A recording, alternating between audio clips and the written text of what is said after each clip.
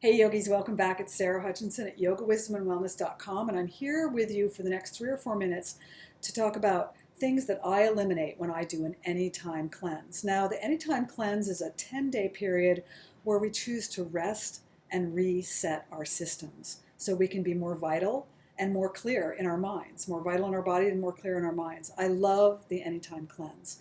And I want to share with you what I eliminate, what I drop away from during this time period. Now, my elemental self, my dosha, if you know Ayurveda, is Pitta. I'm one of those intense people, and I'm very naturally energetic. And things that aggravate me are things that produce more energy than I need. And so those are the things that I eliminate during any time cleanse. You can imagine what's on that list. Caffeine, which I generally do very, very little of anyway, I completely eliminate.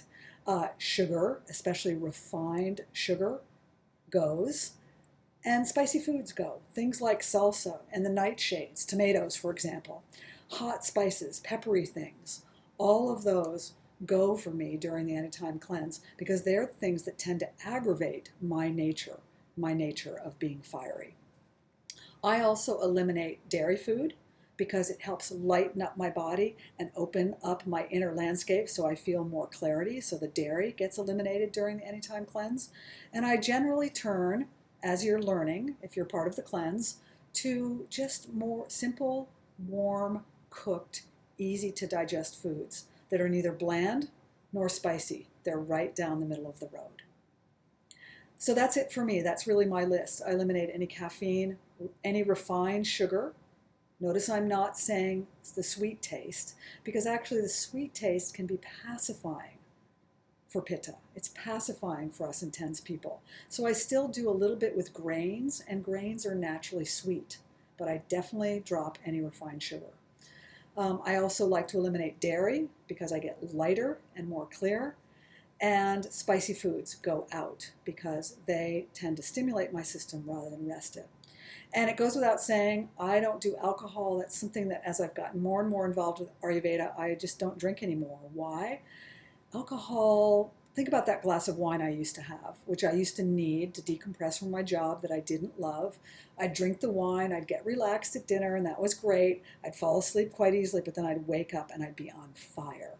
Why? Because the wine tends to be sour and super sugary. And those things are so aggravating. I was perimenopausal and it just lit the burner underneath me. So alcohol I don't need it anymore. And it's so very aggravating that that's clearly something that I wouldn't do during an anytime cleanse. So I hope that list doesn't seem too imposing. That's what I eliminate. I do it gradually. And I just want to add one of the things that I also do during the anytime cleanse is to eliminate one of my favorite beverages, which is chai. Now, those of you who know me know that I love chai. I love drinking it with a friend. I love the ritual of making it, of procuring it. I don't even usually drink chai with caffeine. I just love the spices and the ritual of it. But for the 10-day period during the anytime cleanse, I say no to chai. And here's why. I'm resting my system, but more importantly, I'm making a choice, a self-determined choice, to say no to something intentionally. I'm remembering that I have a choice and that I have self-determination and I have self-mastery. And I can notice my habits and I can work with them. So eliminating the chai rests my system, but more importantly, it strengthens my mind and it strengthens my sense of self-discipline, which is part of living a yoga and Ayurvedic lifestyle, is being aware, making choices, and developing that muscle of self-discipline and self-mastery so we can steer our own ship. I happily go back to drinking chai after my 10-day period of abstinence, but during that time when the impulse comes up, oh, I'd like to have a chai, I simply rest in that thought and say, later. Right now I'm not doing that. I'm choosing to take a break from that. And then, of course, as absence makes the heart grow fonder, the palate enjoys the chai when I do go back to it. So I hope this is helpful to you to learn about the things that I eliminate during anytime cleansing and the opportunity to rest the system, to improve digestion, to feel lighter, more clear, get those jeans fitting, your favorite jeans fitting in the way that you love them to fit. but also to work with the mind to bring greater clarity, a sense of self-mastery, and self-determination, which is so important so that we can live our lives in the way that we choose.